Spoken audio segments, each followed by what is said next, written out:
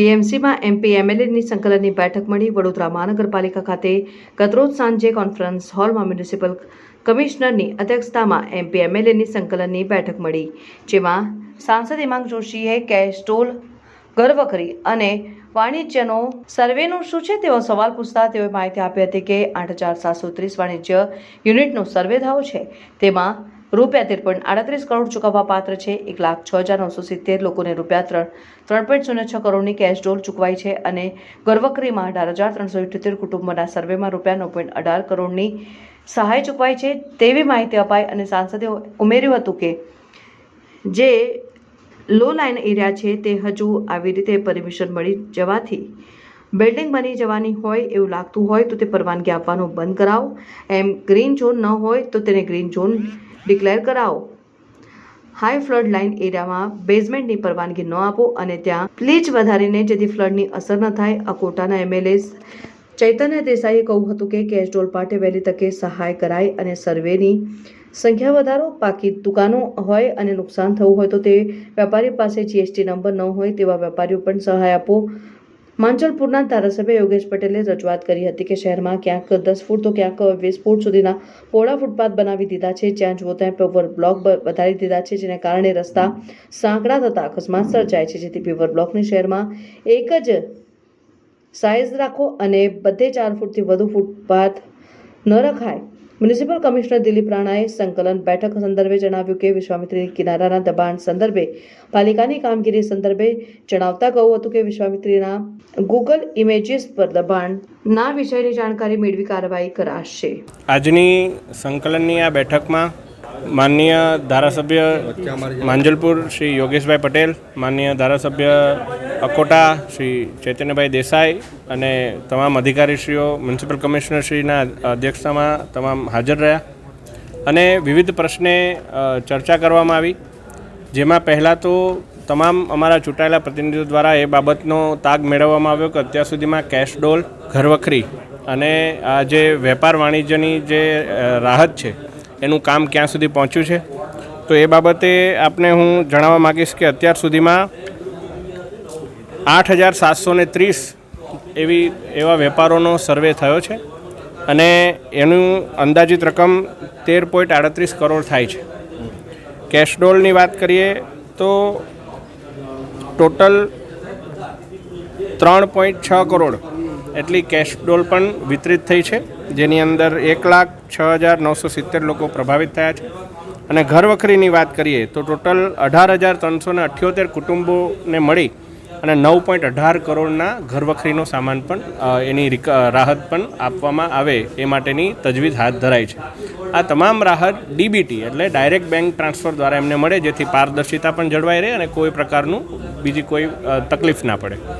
સાથે વિવિધ વિસ્તારોમાં જ્યાં લો લાઇંગ એરિયાઝમાં પાણી ભરાયું, જે વિસ્તાર એવા હતા કે જ્યાં ખૂબ વધારે પાણી હતું, ત્યાં અમારા ધારાસભ્ય શ્રી માંજલપુર યોગેશભાઈ પટેલજી દ્વારા વડોદરાના તમામ વિસ્તારોની અંદર એનું માર્કિંગ થાય અને એ માર્કિંગને ડોક્યુમેન્ટ કરવામાં આવે, જેથી આગળ પૂરના એવી પરિસ્થિતિનું જ્યારે પ્લાનિંગ કરવાનું હોય ત્યારે એ આપણને કામ આવે. એ બાબતે પણ સૂચન કરવામાં આવ્યું.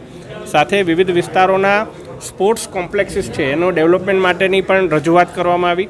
અકોટાના જે સ્ટેડિયમ છે એના રિનોવેશનને લઈને પણ ચૈતન્યભાઈ દેસાઈ દ્વારા આ બાબતે ચર્ચા કરવામાં આવી. સાથે સાથે વોર્ડ નંબર 13 ના વિસ્તારમાં એક સારી એવી આવાસ યોજના થાય એ બાબતે પણ મારા દ્વારા સૂચન કરવામાં આવ્યું, જેથી કરીને એવી વસાહતોને પાક્કું પોતાનું ઘરનું ઘર મળે એ બાબતે કોઈ ચર્ચા થાય એ બાબતે પણ એક સૂચન કરવામાં આવ્યું છે. સાથે જે જૂના બધા જે કામો છે, જે ગ્રાન્ટના કામો છે, એમનું સાથે મળી અધિકારીઓ સાથે રિવ્યૂ કરવામાં આવ્યું અને જે કંઈ પણ પૂરની પરિસ્થિતિના બાદ જે રોડને મરમ્મત છે એનો પણ એક રિવ્યૂ કરી અને એ ક્યાં પહોંચ્યું છે કામ એ બાબતે ચર્ચા કરવામાં આવી. એ જે વાત છે એના માટે એક અલગ બેઠક આપને ખ્યાલ છે એ પ્રકારે મળી જ હતી. સર્કિટ હાઉસમાં છેલ્લી બેઠક મળી હતી અને એ એક સતત ચાલતી પ્રક્રિયા છે. પરંતુ તમામ દબાણો માન્ય મ્યુનિસિપલ કમિશનરશ્રી સાથે મળી એનો સર્વે કરી અને એ દબાણો ધીરે ધીરે દૂર પણ કરવામાં આવી રહ્યા છે. આપને છૂટાછવાયા એ બાબતના પુરાવા પણ મળતા જશે. એટલે દબાણને લઈને કોર્પોરેશન પણ પોતે ઝીરો ટોલરન્સ નીતિ અપનાવવાનું છે અને તમામ લોકો સાથે મળી અને એ બાબતે ચર્ચા કરી. દબાણને લઈને ડેડલાઇન જેવી કોઈ વાત નથી, પરંતુ દબાણને લઈને ટોલરન્સ ઝીરો રહે એ માટેની ચર્ચા છે. એટલે એક પછી એક તબક્કાવાર તમામ દબાણો ઉપર યોગ્ય કાર્યવાહી કરવામાં આવશે. અને સાંસદની જે સંકલન મિટિંગ હતી એમાં ખાસ મુદ્દો તો જ્યારે વડોદરા શહેરમાં ભારે વરસાદથી અનેક વિસ્તારોમાં જ્યારે પાણી ભરાયા ત્યારે જ મેં કમિશનરશ્રીને વાત કરેલી કે જ્યારે આ પાણી ઉતરે ત્યારે તઈ બધે માર્કિંગ કરો, જઈ પાણી ભરાયા છે, 1 ફૂટ ભરાયું હોય, 3 ફૂટ ભરાયું હોય કે 10 ફૂટ ભરાયું હોય, તઈ નજીકની દિવાલમાં કાં તો લાઇટના થાંભલા પર તમે પીળા કલરથી કે કોઈ બી કલરથી માર્કિંગ કરો કે જેનાથી આ વખતે જે રેલ આવી, જે વરસાદી પાણી આખા શહેરના અનેક વિસ્તારોમાં જ્યાં ભૂતકાળમાં વિશ્વામિત્રીના પાણીથી અનેક વિસ્તારોમાં પાણી નહોતા આવતા એ વિસ્તારોમાં પણ પાણી આવ્યા. એટલે હવેનું જે પ્લાનિંગ છે, જે ભૂતકાળમાં પ્લાનિંગો થયા છે એ પ્લાનિંગને મોડિફાઈ કરીને નવું પાણી ભરાયા છે એ વિસ્તારોમાં પણ આનું કામગીરી થાય અને એમાં ભવિષ્યમાં પાણી ના ભરાય એ માટે આ માર્કિંગ કરવું બહુ જરૂરી છે. અને જ્યાં બાકી હોય તો ફરીથી માર્કિંગ કરે. બીજો મારો મુદ્દો હતો કે વિશ્વામિત્રીમાં જે પૂર આવ્યું 38માં ગયું એનાથી કમાડીબાગમાં કેટલું નુકસાન થયું. એમને આશરે 45-50 લાખ જેટલું કહ્યું છે. હજુ મને ડિટેલ આપે છે. એમાં કેટલા પશુ પક્ષીઓ મરી ગયા એની પણ ડિટેલ મને હજુ આપી રહ્યા છે.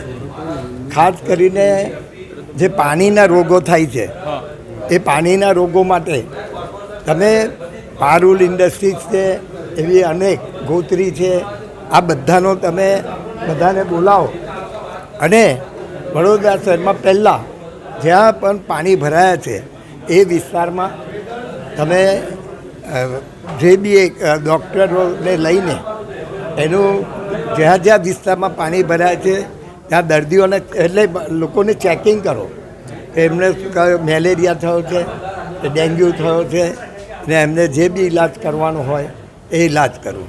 આ મારા ખાસ મુદ્દાઓ જે હતા એ મેં સજેશન કર્યું છે ભાઈ મીડિયાને કહીથી કે એને શરૂઆત નથી કરી એટલે આપણે શરૂઆત હજુ એ મારી આ મેં રજૂઆત કરી છે એ તમને કહું છું કે હવે અત્યારે ઘણા દિવસ જતા રહ્યા અને આ આપણે આના ઉપર ધ્યાન રાખીએ.